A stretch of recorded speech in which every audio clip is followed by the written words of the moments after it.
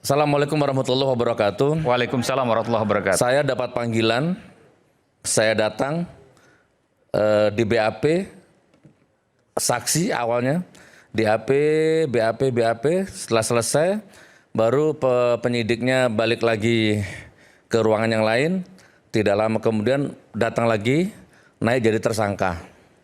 Di hari yang sama? Ya, di hari yang sama, naik jadi tersangka, di BAP langsung dijebloskan ke Bareskrim di lantai 15 itu, langsung diisolasi 2 minggu. Nah, jadi selama isolasi itu kita sering sesekali dibon ke atas, ditanya jawab. Nah ini Bang Aiman, jadi penyidik waktu itu ngomong sama saya, Gus Nur ada 4 pasal berlapis, 4 atau 3. Yang pertama penodaan agama. Oke. Saya sudah gelar perkara sama MUI, Fik Gus Nur menodai agama. Yang kedua, menebarkan kebohongan. Yang ketiga, menebarkan kebencian. Sara itu. Oke. Jadi itu pasal yang dikenakan ke Gus Nur. Nah, berapa hari kemudian pengacara saya utus cari MUI yang mana, karena penyidik bilang sudah gelar perkara dengan MUI. Akhirnya kita kejar MUI yang mana, karena penyidik nggak mau ngomong. MUI yang mana, siapa namanya, nggak mau ngomong. Kita kejar, ada videonya tuh viral. MUI nggak mau nemui dan nggak ada klarifikasi apapun dari MUI. Itu yang pertama Bang Iman. Ya, Boleh nggak diceritain yang mana yang dimaksudkan menodakan atau apa, menistakan, menodai agama? Yang mubahalah itu. Jadi saya sumpah Quran dengan Bambang Tri itu yang dianggap menodai agama. Isinya? Ya, Sumpah apa? kan kita kan podcast ini sama Ya, Bambang oke. Tri. Intinya Bambang Tri menceritakan kronologi bahwa ijazahnya Pak Jokowi itu palsu. Oke. Saya kan nggak percaya. Oke, Mas Bambang, saya nggak percaya. Mungkin juga banyak pemirsa yang nggak percaya. Berani nggak saya sumpah Quran? Bambang Tri waktu itu ada tantang seperti itu. Nah, Oke. di dalam hati itu sebenarnya saya nggak mungkin berani ini orang gitu. Ternyata berani. Akhirnya saya ambilkan Al-Quran. Oke. Nah, begitu Al-Quran di tangan saya, masih saya tanya lagi, Mas Bambang, ini kan nggak live, nanti bisa saya potong, nggak usah malu, karena ini urusannya dunia akhirat. Kalau memang nggak yakin, saya batalkan. Dan waktu itu Bambang Tri bersumpah bahwa ijazah Pak Jokowi palsu. Palsu. Di atas Al-Quran. Di atas Al-Quran. Dan itu yang kemudian dianggap melanggar Menodai menodai agama. Iya. Oke. Dan yang nuntun saya. Apabila yang saya tulis di dalam buku yang saya katakan ini bohong, saya, anak istri saya dilaknat, diazab sama Allah. Itu Bambang Tri. Tapi kalau ternyata yang saya tulis ini benar, maka kalian semua yang menggilakan saya, kalian semua celaka. Itu aja sih mubalahnya. Maka ditangkaplah saya. Dan juga Bambang Tri waktu itu juga ditangkap. Oke. Betul. Nah, oke, jadi 3 pasal intinya. Oke, proses berjalan, ada satu pengacara datang ke saya, Mas Ahmad Huzinuddin dan beberapa teman. Gus Nur, ada kabar, enggak tahu kabar baik atau kabar buruk ini buat Gus Nur. Besok Gus Nur di konferensi pers, pakai baju urin, diborgol mungkin, dibawa naik ke lantai ke atas. Nah kalau besok Gus Nur mau minta maaf, Gus Nur bebas. Oh, oke. Kan? Dalam status tersangka ini ya? Iya, sudah ditahan saya. Oke. Dan saya jawab, saya lebih baik di penjara daripada saya minta maaf. Bukan berarti saya sombong, tapi saya belum terbukti bersalah. Nanti kalau saya terbukti bersalah di pengadilan, pengadilan memutuskan salah, baru saya minta maaf. Minta maaf itu kecil. Jadi akhirnya saya milih di penjara, Mas Aiman. Penyidikan selesai, pelimpahan ya, P21 ya. Dari Bareskrim saya dibawa ke Semarang, dilimpahkan di sana. Ditahan di Polda Jateng. Diisolasi di satu kamar yang tidak boleh ada napi lain masuk. Digembok 1, ada lagi pintu digembok 1. Di situ saya 2 minggu bersama Bambang Tri, tidak boleh telepon anak istri. Nah, di situ saya protes, ya, saya bentur-benturkan kepala saya ini ke ring ke besi trali itu, karena ada CCTV di situ. Ini kan nonton ini, insya Allah nonton semua nih, Polda Jateng ini, saya bentur-benturkan. Akhirnya datang petugas. Saya bilang, saya bukan kriminal, saya bukan penjahat. Kenapa telepon anak istri nggak boleh? Gitu kan. Jadi tolong, saya mau telepon anak istri. Ya waktu itu dibantah sama Kabid Humas Polda waktu itu ya, tapi sudah kita lawan terus di media. Nah, jadi intinya gitu, Mas Aiman, saya sudah diisolasi itu 2 minggu di Polda itu. Keluar dari isolasi, dipindah ke kamar 2,5 persegi lah, kurang lebih seperti itu. Kecil, kotor, dicampur dengan 9 napi, narkoba. Jadi kalau saya tidur harus gini Bang, saya nggak bisa begini karena nendang orang nanti. Itu 2,5 kali 2,5 meter. Ya kurang lebih seperti itu, 2 meter atau berapa, potong kamar mandi, kotor, bau. Nah, Total di situ, 11 orang berarti, kan 9 plus Anda dan Bambang Tri. ya, nah disitulah saya baru merasa bahwa inilah kriminalisasi hukum yang saya rasakan. Di situ, di titik itu saya baru merasakan. Sholat nggak normal, selonjor nggak bisa, ya begitulah kurang lebihnya. Akhirnya saya protes untuk dipindah di ruangan yang agak luas lagi. Oke, dan saya dipindah. Lalu tidak lama kemudian saya dipindah lagi ke Makobrimob Surakarta untuk menjalani proses sidang. Sidang dimulai. Jadi saya di tiap sidang dijemput dari Polres itu, Surakarta. Belum vonis ini, sidang selama 6 bulan. Nah ini inti yang mau saya sampaikan di sini. Di sini hakikat permasalahannya itu.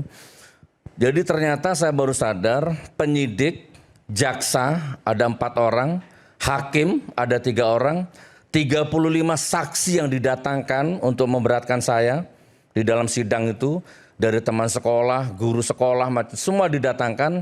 Tidak ada satupun yang pernah melihat ijazah aslinya. Gitu ya. Bahkan penyidik waktu di Barreskrim ngomong sama saya, Gus Nur, masa Saman percaya sama Bambang Tri? Saman ini orang baik, jangan mau dipengaruhi sama Bambang Tri. Saya itu loh sudah ke rumahnya Pak Jokowi, tak foto, saya sentuh, saya foto itu jasa aslinya itu. Penyidik ngomong gitu di depan saya, tapi tidak pernah menunjukkan mana fotonya, mana, hanya ngomong aja. Itu kurang lebihnya.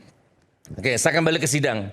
Sidang berlangsung, ada satu pengalaman yang saya nggak bisa lupa, 35 saksi, ada satu saksi, Bu Guru tuh kayaknya itu, disumpah dengan Injil, karena dia mengaku beragama Kristen. Ya, akhirnya disumpah dengan Injil, ada videonya viral itu. Ternyata di tengah sidang berjalan, hampir saja dia lolos, tapi alhamdulillah Allah berkehendak lain. Salah satu pengacara saya menemukan di dalam BAP-nya itu, ibu itu mengatakan saya keberatan bahwa Al-Quran dijadikan alat berbohong, bersumpah sebagai umat Islam, saya keberatan. Gitu kan? Padahal tadi dia disumpah pakai Injil. Wah, langsung ruangan sidang menjadi gaduh, menjadi riuh. Artinya dia sebenarnya beragama Islam. Kristen, dia minta disumpah dengan Injil. Oke. Saya ini sudah dengan nama Tuhan Yesus Kristus gitulah bla bla bla bla.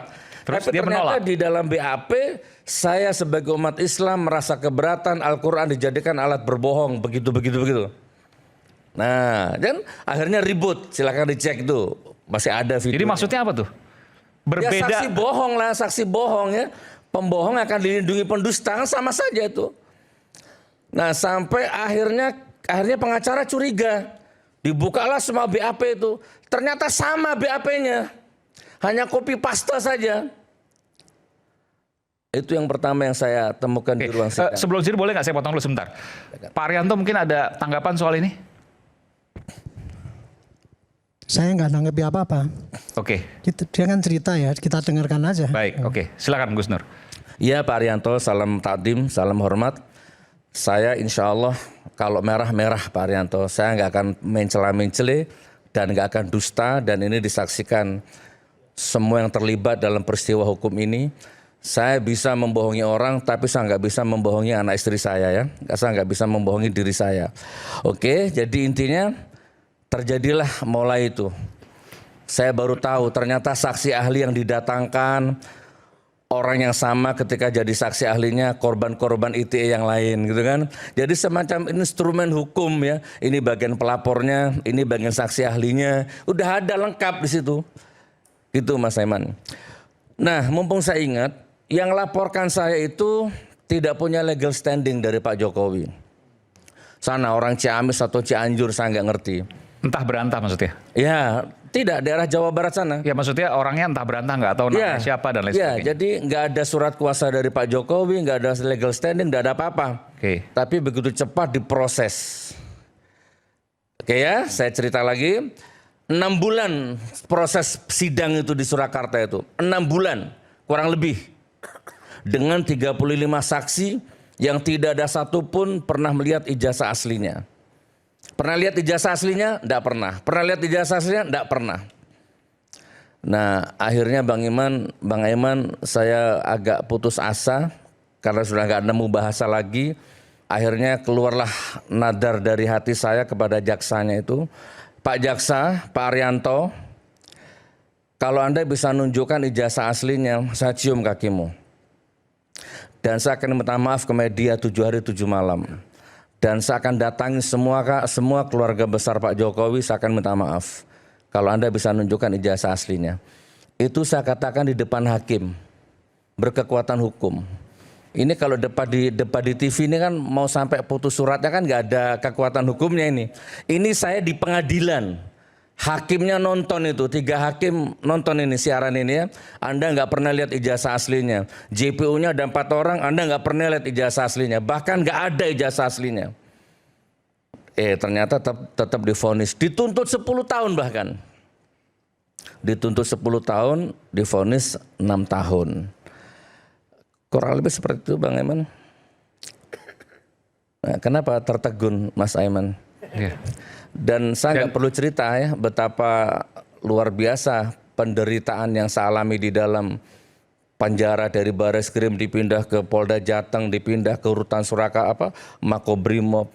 Tapi alhamdulillah ada keluarga yang support, ada Allah, ada Rasulullah, saya bertahan. Dan alhamdulillah keluar dari penjara tambah sehat. Oke. Masya Allah. Begitu Bang Aiman. Dan saya ingin tanyakan, sampai hari ini Anda meragukan ijazah Pak Jokowi? Dengan pengalaman batin, kan saya juga punya nurani toh, punya hati nurani, punya pengamatan sendiri, dan dengan kejadian yang sudah ada sampai detik ini, akhirnya saya hakul yakin bahwa memang izin Pak Jokowi ya, maaf, saya yakin ijazahnya Pak Jokowi memang palsu dan tidak ada. Apa yang Anda sampaikan ini kan punya konsekuensi hukum lanjutan. Ya enggak, kan saya itu kan sudah lewat di pengadilan, kan di pengadilan nggak ada yang asli. Saya sudah jadi korban ini, sudah di penjara 4 tahun. Gitu kan, terlepas dari yang difoto giginya rapi, yang aslinya berantakan, terlepas dari semua penelitian Bang Rismon dan Pak Roy, saya ini seandainya yang asli datang di pengadilan, ya mau 100 tahun nggak apa-apa, saya tanggung konsekuensi itu. Ini yang asli tidak ada. Pak Jaksa, Anda ini nuduh saya menebarkan berita bohong, dan ini pidana, beban pembuktiannya ada di Anda. Kirim yang asli, datangkan ke sini, selesai, saya cium kakimu. Saya minta maaf nanti sama Pak Jokowi. Gimana menurut Bang Aiman? Clear kan? Ini persidangan dan tidak ada. Dan itu kata-kata saya insya Allah masih berlaku. Di ruangan ini siapa yang bisa mendatangkan, siapa yang bisa menunjukkan ijazah aslinya, saya rela kehilangan kehormatan, saya cium kakinya. Terrific! Head